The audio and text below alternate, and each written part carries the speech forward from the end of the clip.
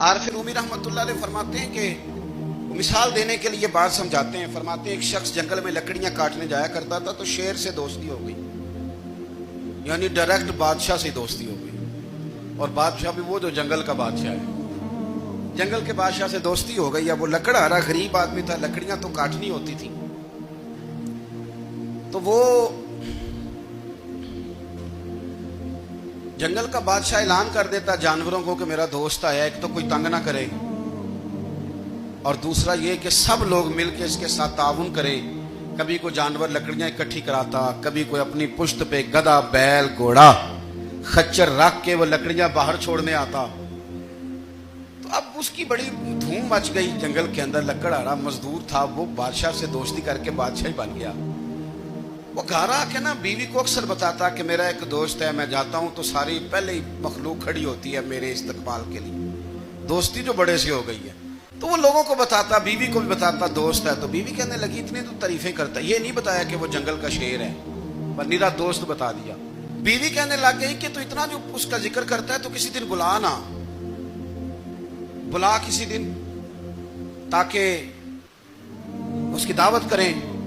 اب اس نے پھر نہ اس کو پردے میں رکھا. کیا کہتے ہیں آج کل, سرپرائز دینا ہے, مگر سرپرائز دینا ہے جی. پردے میں رکھا کہ وہ شیر ہے. تو وہ بلا لیا گھر. اب اس کے لیے کچا گوشت, ظاہر ہے شیر نے کچا گوشت دکھانا تھا. وہ کہنے لگی پکانا کس طرح کا ہے؟ وہ کہنے لگا جب وہ آئے گا پھر بتاؤں گا. اب وہ کچا گوشت 2-3 بکرے ذبح کر کے ڈال دیے. وہ آ گیا شیر.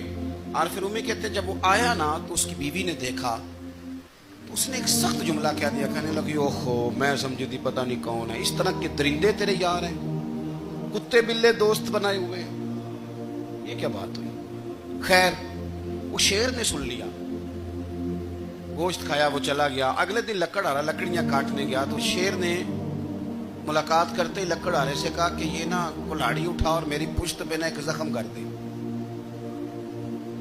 اس نے کہا نہیں میں یہ کام نہیں کرتا, تو میرا دوست ہے. اس نے کہا سن بھائی, میں نے پیار سے کہا تو مان جا, ورنہ میں ہوں شیر, میں نے تجھ سے منوا ہی لینا ہے, میں کو تکلیف دوں گا مناسب نہیں, تو کر.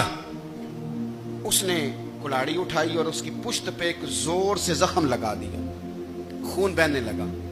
اس نے کہا تو نے آج کے بعد آنا ہے, لکڑیاں کاٹنی ہے, تجھے کوئی کچھ نہیں کہے گا, بس یہ ایک حکمت تھی جو میں نے کیا ہے. قصہ مختصر. وہ آتا رہا, لکڑیاں ملتی رہیں, خدمت بھی ہوتی رہی. 6-8 ماہ گزر گئے. ایک دن شیر اس سے کہنے لگا یہ میرے ذرا بال اٹھا کے دیکھ, وہ جو تو نے زخم لگایا تھا وہ کہاں پہ ہے؟ اس نے وہ بال اٹھا کے دیکھا تو زخم ملا ہی نہیں, کئی جگہ پہ ٹٹولا کا, یار یہاں تھا, یہاں تھا, یہاں تھا.